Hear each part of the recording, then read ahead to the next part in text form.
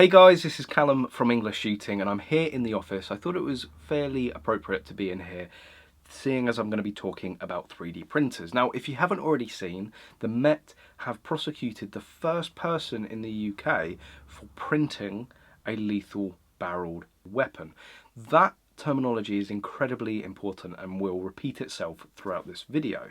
So as you can see behind me, I have a couple of 3D printers. We've got a Form 2 SLA printer and we've actually got a RepRap FDM printer. Now that's actually Connor's personal machine and this is mine. It used to be in the back of a lot of my videos when it was actually at home. Now I've got a proper place to put it. There's two other assembled FDM printers here. There's one disassembled and we also have an SLS machine next door as well. So pretty much every variety of 3D printer that you can get. Now this recent article that's come out, basically somebody was at home and he was printing guns. His house was raided, they found a number of cannabis plants and they found this 3D printed firearm. Now a lot of people have said, well, why was he then released and then raided again to find another 3D printed firearm? Somebody that's out there printing guns probably shouldn't be out there printing guns. And that's because, looking at it, I don't think that first firearm could ever be classified as a lethal barreled weapon. It was something that potentially with a bit more work could have been a functioning lethal barreled weapon, but as it was never going to be capable of discharging any sort of caliber without just instantly exploding in the guy's hand. As it was not a lethal barreled weapon. Why is that expression so important? Well, it's what basically defines our laws. If something can fire a projectile out of a barrel that would be lethal, then it needs to be licensed.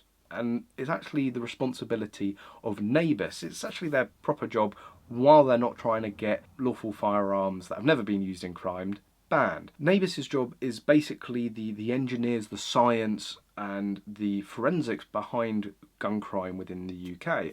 And they are the organisation that is responsible for testing these guns. If someone's made a gun or modified a gun, converted it or whatever, they will take it away, they fire it into some ballistic gel and they know how far it needs to go into that ballistic gel to deem whether it would be lethal or not.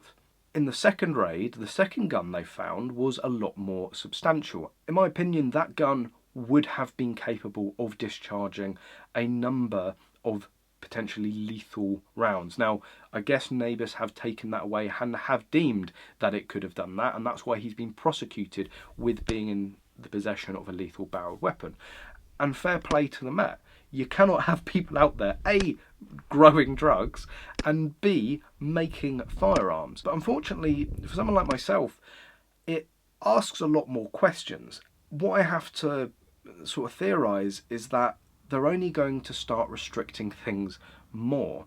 And how is that going to affect somebody like me that uses 3D printers on a day-to-day basis, that the whole business is basically dependent on 3D printers, and all of the other engineering firms that use 3D printers for rapid prototyping, and all of the business that rely on 3D printers to make their living? You can't ban 3D printers. Connor's FDM printer here is known as a RepRap, and the whole premise of RepRaps is 3D printers printing 3D printers. A lot of the main components on here are actually 3D printed, and this was built at home using bits just bought off of eBay. So it's going to be completely meaningless if you end up banning or licensing 3D printers, because people are just going to make them with parts that anybody can buy online. And then also what worried me a couple of years ago is this new definition of sort of manufacturing firearms and the sort of ticks they needed to be able to prosecute somebody for it. And I think it was along the lines of having the equipment, having the knowledge, experience, and potentially the schematics for 3D printed guns, and having the intent. Well, I've got the equipment, I've got the knowledge and the experience, and many people have heard of Defence Distributed and the fact that they made all of their schematics and 3D printing files free online for everybody. And you can just go on their site and download them. So I could quite easily obtain those files, and then it comes down to intent. The single most subjective thing to be able to prove. Now, of course, I would love a handgun. I've just been out to Nizza shooting handguns. I go out to the States, out to Czech Republic, out to the Netherlands to shoot handguns. I go all over the world just to shoot handguns. Of course, I would absolutely love to have one here. Is that intent enough? Or do they actually need to catch you red-handed with a gun to say, all right, you're nicked? Because obviously that's in my hands. I don't have to worry about that because I'm never going to do it unless I become Section 5. Then I'd love to try printing 3D printed guns if I had the right licenses.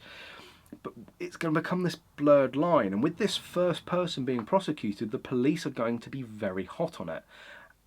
And then where do genuine law-abiding citizens like myself come into it? The thing that should worry absolutely everybody out there is the fact that criminals are now using 3D printers to make firearms. And it's something that I've been saying for a number of years would happen, and we've now seen it. And I can only see this getting worse.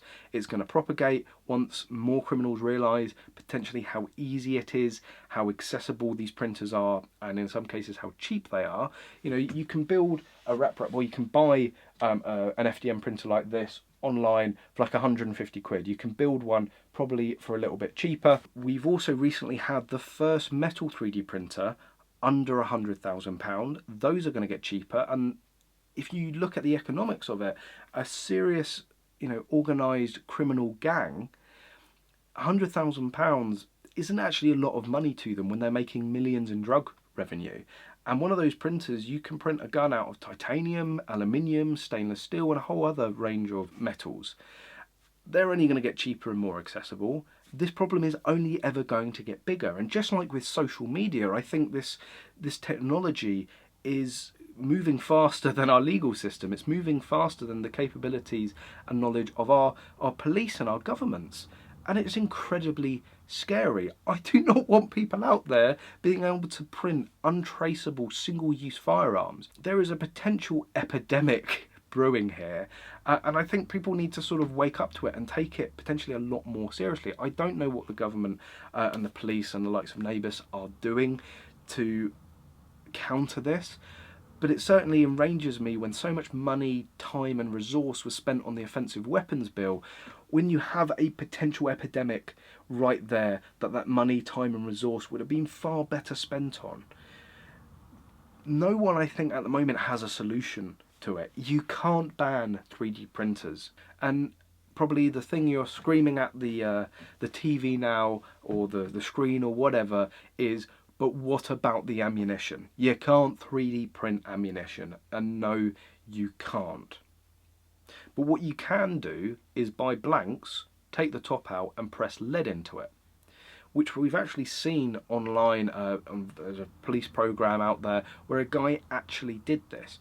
They don't need to be accurate. You don't need to be able to hit a V-ball at 1,000 yards to be able to kill somebody with a firearm.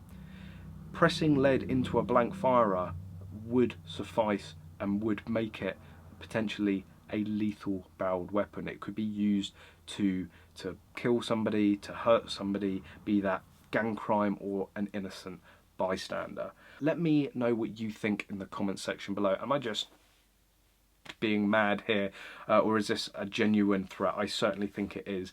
But there we go, guys. Thank you very much for watching this video. I really hope you've enjoyed it, and as always, I hope to see you soon.